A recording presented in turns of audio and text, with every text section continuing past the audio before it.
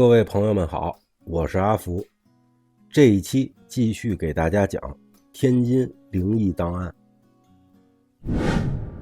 档案13 1990年的6月24号，北辰区的农场工人报案，说是在农场西瓜地里发现了好多具的尸体。警方接到报案，迅速前来调查。询问当地工人后得知，今年这片西瓜地里有一些西瓜长得特别大，而且成熟的也非常快。工人们觉得不太对劲儿，于是就摘下来一个最大的，结果用刀切开的时候，发现西瓜里面全是一团红色的浆糊，而且伴着一股很臭的味道。一连打开了3个大号的西瓜，全都是这样，都是有一股肉类腐烂的味道。当摘到第4个西瓜的时候，工人们发现西瓜下面有衣服埋着，于是刨开一看，竟然是一具尸体。更加吓人的是，瓜藤是从尸体的口腔里面长出来的。最吓人的竟然是其他的大西瓜下面也挖出了同样的尸体。于是警方迅速展开大规模挖掘，最后一共找到10具尸体，后据法医鉴定都是他杀，致命伤都是被钝器打中头部死亡。在死者的胃里有大量的西瓜藤，根部遍布整个内脏，而且还有大量没有发芽的西瓜籽儿。在侦讯当中，警方锁定了一名嫌疑人，是一名女性，名叫古尔拜利，41岁，新疆人。9年前来到这儿工作，主要工作内容就是负责西瓜的育种和栽培。据员工们普遍反映，这个女的平时私生活很随便，几乎和农场里一般的工人都有染。工人们经常因为她发生斗殴。此人在3天之前就一直没有来上班。警方搜索他家，发现没有人，最后在种子培育暖房里发现了他的尸体。让人觉得非常恐怖的是，他的尸体上面布满了瓜藤，藤蔓从眼睛、口鼻还有肛门里面生长出来，胃里也有大量的西瓜籽，地上还有一本笔记本，已经被撕得粉碎。经过法医的鉴定，古尔拜利是死于胃出血，而且还对这些瓜子进行了化验，无毒，和一般的西瓜籽没有差别。经过培养之后也会正常生长，可是所有的藤蔓全都不结果。但是瓜藤可以在人类身体里生长，这个情况即便是农学院的教授都没法解释。后来那些尸体经过确认后，有的是外来民工，有的是不远处的村民，其中还有3名学生，最大的只有18岁，最小的只有12岁。于是这个调查也到此结束，再也没有任何的线索，这个案件也就此尘封。档案14 1999年10月22号，天津市河东区小白楼大光明电影院接到有人报案，说是他们在看电影看到半夜2点的时候，电影院播放员突然死亡。据当时电影结束后没有离开电影院的那些观众反映，当时播放的是张艺谋的《我的父亲母亲》。就在电影播到3/4的时候，突然银幕上的场景从电影变成了一个房间。这个房间里面灯光昏暗，而且里面摆放了一些电影胶片。一个大约40岁左右的男人正在检查一架投影仪，这个似乎是一个电影放映员正在工作的场面。接下来观众就开始抱怨，随后陆续离开观众席。大概过了有3分钟左右，影片中突然出现了一个10几岁的男性，举起一个金属的水壶，猛击那个放映员的头部。不仅有图像，而且声音也很逼真，影像非常的逼真血腥。这个少年杀死对方以后就匆匆离开了。当时在场的观众们吓得目瞪口呆，没想到竟然会有人拍摄这么残忍的场面。但是就在画面结束的时候，有人从放映室里发出了尖叫。当时一位女服务员发现刚才这部电影的放映员已经死在了放映室，其中还有8名观众进入了放映室，据警方口供说，他们这几个人认定这个已经死去的电影放映员就是刚才在银幕上被人杀死的那个男的，而且放映室里的场景和荧幕上一模一样。警方将所有胶片拿回去逐个检查，但是却没有发现观众们所说的那段影像。而且当时现场只有那8个进入过放映室的观众的脚印和指纹。不仅如此，法医断定放映员是死于头部遭到重击，但是死亡时间是在半夜1点50分左右，也就是电影放映到3/4的时候。因为按照常识来说，电影一定要用胶片拍摄才能放映，可是那位放映员被人杀死的图像是什么时候拍摄的呢？而且又是如何被放在这部电影3/4的部分？所以这个案件无法调查，至今无解。档案15，1985年2月1日，天津军事运输学院报警，说在学校附近的运输学院宿舍里，当时住在一栋别墅中的一家6口全部死亡，死状相当残忍血腥。当警方赶到现场之后，发现了2具男性尸体，年龄是50岁和15岁，还有另外3具女尸，年龄分别是40岁和20岁。尸体都被砍断四肢和头部，当场血流遍地。问题是，这家人的户主是北京军区的一名运输部队的高官。案发现场发现有大量的指纹和脚印，而且血迹一直流到了月牙河岸边的树林里。随后，警方的挖掘人员很快就从树丛里面挖掘出一名年纪约20多岁的男性尸体。这个尸体已经被分尸，但是周围的痕迹显示，这具尸体是在灭门案发生之后才被埋入的，而且还有斧头和一些军用道具，上面的血型就是高官家人的血迹。而且最奇怪的是，现场的所有指纹和脚印就是这名男性。后来，家中服务多年的厨师向警方举报了事件的来龙去脉。这名高官叫做张立海，此人一直在后勤部，职位也很高，但是由于经常体罚打骂部下，所以导致在10年内有9人不明原因的死亡，所以最后就被剥夺了权利，赋闲在家，只留有一个虚职。上面呢也只给他委派了1名警卫员站岗。这名警卫员叫做尚磊，身材高大，相貌英俊。张立海的2个女儿都很喜欢他。大女儿张蓉蓉首先主动和尚磊发生了关系。张立海知道以后，最开始很生气，但是后来也就默认了他们2个人之间的关系。可是二女儿在不久之后也主动和尚磊发生了关系，这次却激怒了张立海。随后警卫员尚磊也就从所有人的视线中消失了。因为军队中每年都会有2名死亡名额和1名失踪名额，所以尚磊即便死了也不会由司法部门介入。但是他消失了1个多星期之后，就发生了这场命案，而且现场证据全都显示尚磊就是凶手，的确让人难以置信。因为随着调查的深入，很多的秘密也都被逐步揭开，调查也随即终止。档案16，1992年10月18号，天津市河东房管局报案，说他们的拆迁队即将拆除一座1910年建成的5层高的比利时建筑，然而该建筑的4层仍然有一户住户没有搬迁。在半年前，他们就通知了该户的主人，回复他们的是该户的女主人，现年88岁的于秀娜。当时这个于秀娜的回答非常的坚决，就是不搬。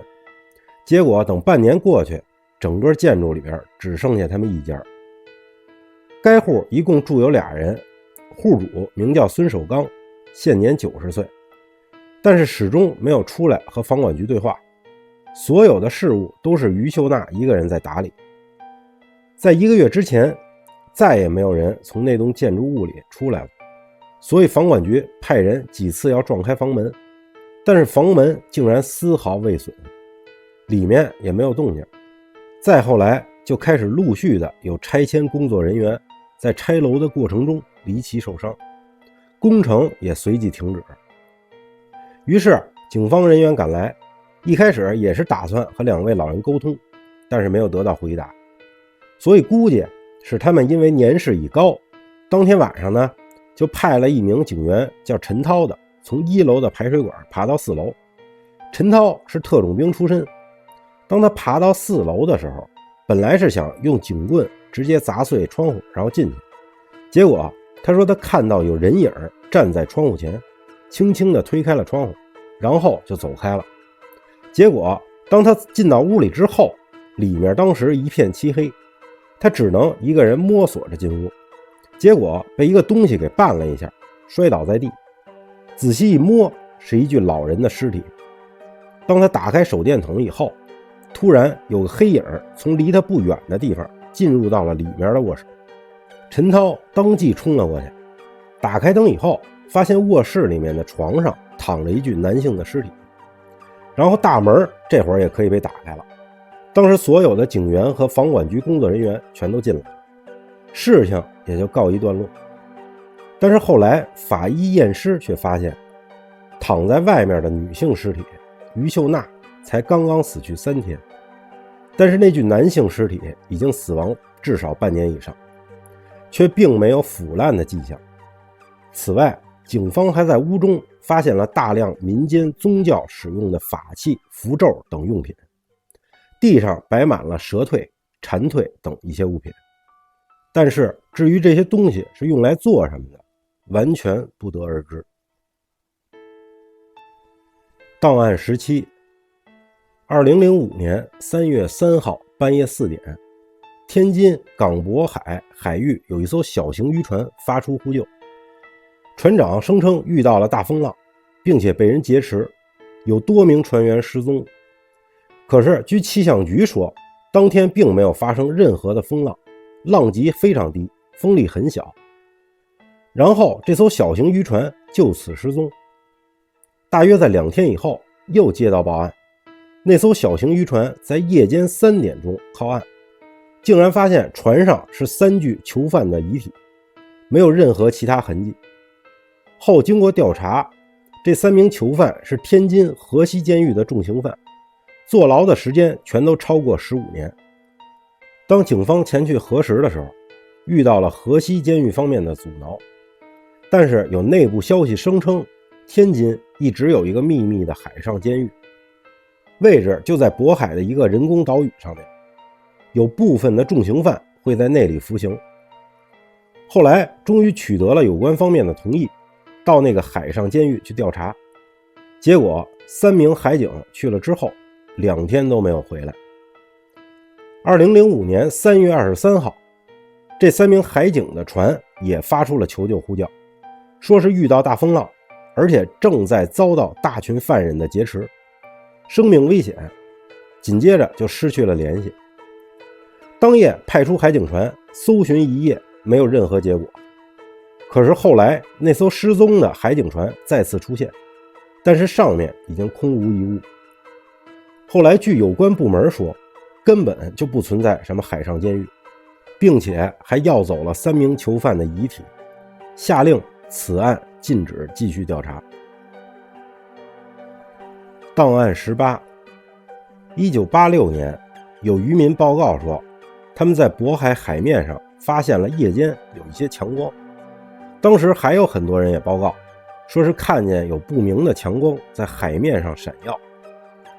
最严重的是当时有一艘海警船在凌晨4点靠岸，船上当时着着大火，等火扑灭之后，却发现船上并没有人。到了早上6点，又有10艘渔船不明原因的返港，也是在很远处就被看到着着火，但是船员无一不是失踪。最严重的是当时的一艘意大利货船，这艘意大利集装箱船本来是要去韩国的，但是不明原因竟然进入了渤海海域。在发生大火之后，海警船联合消防船立刻在港口进行扑灭。当时船上30名船员只有4人剩下，其余全部消失。这4个人一直都不能开口说话，也没有任何正常人的反应。后来全部遣返回原籍，但是船上的大量货物被全部扣留。更奇怪的是，很多的集装箱藏有大量腐烂肉类还有水果，还有就是貌似有很多失踪船员的尸体残骸。但是此案就此了结。档案19， 1996年，天津第7中学改造校园，所有的建筑翻新重建。就在原来的1号教学楼的地下室里，学校教务处的王校长发现了一口深井。在报告学校上级之后，决定用水泥灌满深井，永远封闭。但是第2天施工之后，倒入的那3吨水泥完全无效，于是又决定用铁盖子盖住水井。但是就在铁盖子盖住水井的第3天，王校长失踪了。就在警方人员调查王校长的下落的时候，有工人报告说水井的铁盖子下面听到了有求救声。当时所有在场人员全都听见有人在井下吼叫，但是当打开水井盖子之后，完全没有任何的声响，也看不到人影。第4天又有人再次报案，说是参与施工的政教处孙主任也失踪了，而且几乎可以断定的是也是坠入了深井，因为当时现场有孙主任的衣服和眼镜。后来又向火警求救，当时的救援队员只有一位叫做陈沟伟的人下到了井里。据当时的调查，这口井竟然深达150米，下到井底之后竟然什么都没发现，只有井底的墙壁上有大量的划痕和掌印，还有一些奇怪的涂鸦。第4天之后，一直空置的这口井竟然开始冒水，冒出来的水最后把铁盖给顶开。调查人员再次到来的时候，竟然看见了王校长的背影，当时就在地下室的楼梯旁边。他当时只说回来拿一些东西就回去，但是当他离开之后就再也没有找到。调查到了第5天的时候，井里的水竟然完全的消失了，井里面也再次的干涸，此案无结果。档案20， 2002年分局接到报案，天津市武清区小武场村村民常家辉报告说，他们家楼上的住户每到晚上9点左右就会发生争吵和打闹，已经严重影响了他的正常生活。他呢多次想和对方交涉，但是对方从来都不回应。在忍无可忍之后，常家辉决定向有关方面求助。他家所住的房子是天津郊区的那种2层公寓，楼上楼下是分开的住户。常家辉2年前搬过来，就一直能够听到这种声音。当办案人员到达以后，陪同着常家辉一起到楼上找这户人家商讨。在敲门很久之后，并没有人出来。等到大概晚上9点左右的时候，留下的办案人员和常家辉全都听到了楼上传来的吵闹声和厮打声。据常家辉叙述，自从他搬到这儿2年以来，每天的晚上都会听到几乎是同样的吵闹声，虽然声音不大，但是非常的烦心，几乎每次的声音都是相同的，就连吵架的内容都完全相同。后来据办案人员回忆，虽然当时听不太清楚，但是感觉吵架的内容很奇怪。男的好像是在说不结婚我就死，女的说你愿意死就死，谁理你，男的说那就死给你看。然后接下来就是吵闹厮打的声音，最后一声是玻璃瓶砸到地面粉碎的那种声音。办案人员赶紧冲上楼上敲响大门，但是依然无人回答。最后他们踹开了门，发现里面灯是开着的，屋里落满了灰尘，但是并没有人。第2天办案人员查找这家人的户口，发现楼上这户人家姓李，户主叫李全德，还有一个女儿叫李艳。据附近邻居们反映，说已经很久没有见到过这家人了。办案人员也觉得很费解，那天晚上他们明明都听到有人在里面，但是里面却空无一人。所以第二天他们再次排查，发现了这间屋里其实还有一个阁楼，这个阁楼里面有一个上了锁的大木箱，当时引起了办案人员的怀疑。当他们打开木箱的时候，所有在场人员全都惊呆了，里面是一具已经死亡了多年的男性遗体。于是当地警方出动了大量人员，对此地开展调查询问。就在第3天，办案人员经过询问，一户姓陈的人家声称，他们家的第5个儿子陈伟光已经到深圳打工多年，但是从来没有回过家，失去音信已经有10年之久。当办案人员把衣物照片拿给他们看的时候，他们家人一致认定这些衣服就是儿子陈伟光当年离开家的时候穿的衣服。据陈家人回忆，陈伟光离开家的日子就是1992年的10月18号礼拜天。当时陈伟光带着行李就离开了，先是去了李艳的家里，再往后就没有见过。当时陈家人还问李艳陈伟光去哪儿了，李艳只是回答陈伟光在他家待了一会儿就离开了，据说是去了深圳。再过了1年，就连李艳和他的爸爸都见不到了。1年之后，终于办案人员找到了李艳，当时李艳已经嫁到了山西玉林，并且改名为王慧芬。在审讯期间交代，10年前他的确和陈伟光是恋爱关系，但是他并不喜欢陈伟光。陈呢，在一个星期天的晚上来到了他家，向他求婚，被拒绝之后，就拿出一瓶农药喝下自尽。他当时感觉很害怕，也没有敢对外声张，最后就把陈伟光的尸体藏进阁楼的一口箱子里面。大概在1年以后，他和父亲跑回山西老家，父亲死了之后，他就改名嫁给了当地的人，而且经过法医鉴定，这具尸体就是失踪了10年之久的陈伟光，而且是因为中毒死亡的。最后的结论是陈伟光就是李艳的前男友，但是陈是属于自杀，而且已经过了刑事诉讼期。可是陈的尸体竟然10年间没有发出腐烂的气味，这点十分的奇怪。法医的结论是农药，可是10年以来那个屋子里都没有人，那吵架声是谁发出来的？最奇怪的就是2家人的住宅之间就隔着一条小水沟，在这么近的距离，陈家人竟然从来没有进入过李家。失踪了10年之久，但是陈从来没有出过这个村子。至于每天晚上屋里发出的那个吵闹声，无法解释。不过自从发现了陈伟光尸体的那天起，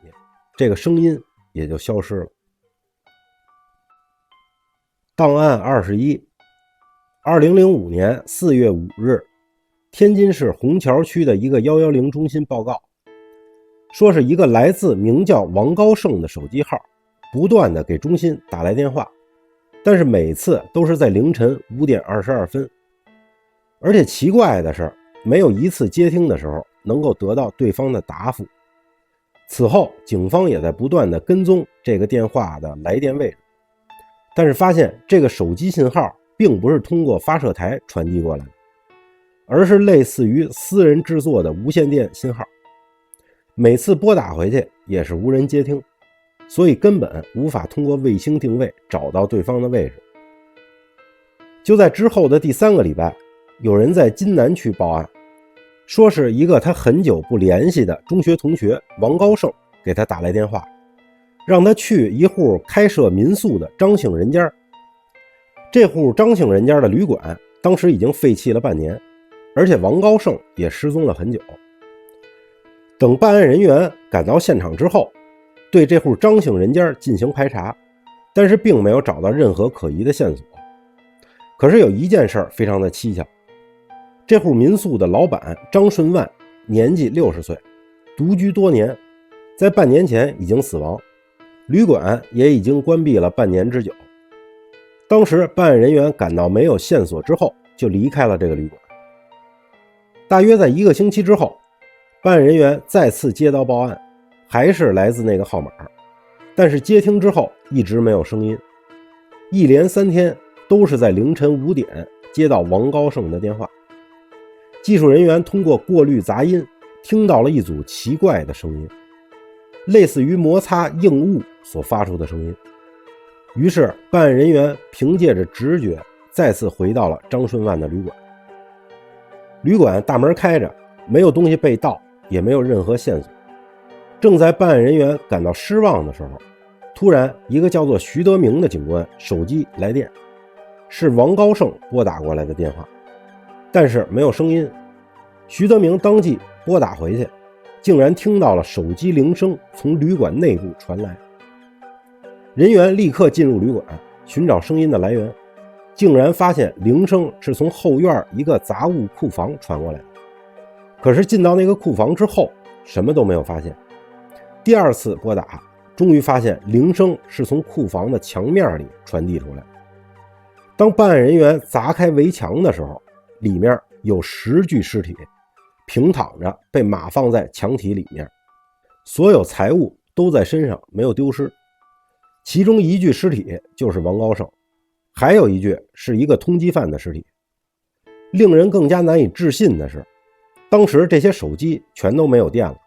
也就是已经处于无法使用的状态。后来整个旅馆都被挖掘一番，从地面下边挖掘出了很多的衣服和财物，估计都是旅行者的用品。最奇怪的就是已经死了半年以上的张顺万是怎么接待王高胜的，还有就是手机信号到底是怎么拨打的，完全没有解释。这也是为数不多有结果的一个案子。档案22， 1988年，当时全国发生了好几起劫机事件，所以最高有关部门要求所有机场要做好防备。但是在1988年3月25日，天津国际机场还是发生了劫机事件。当时是上午11点10分，一架民航图154客机刚刚起飞，就向地面报告，说是有2名持枪歹徒要求机长把航向改为澳大利亚。当时的情形非常紧张，大量的救火车和防暴车都齐聚到机场，100多名武装部队人员最高戒备。等到了12点的时候，地面和飞机彻底失去了联系。结果飞机就在天上盘旋了3个小时，又飞回来，并且平安降落在了机场上面。这个时候已经是当天下午3点55分，过了1个小时之后，飞机就停在那里，根本没有任何的反应。到了下午4点55分，总部一声令下，所有武装人员直接冲进了飞机里面。可是当时眼前的景象把在场所有的人都惊呆了，全飞机120名乘客和机组人员都变成了如同石头一样的灰色，没有任何的呼吸，一动不动地坐在座位上，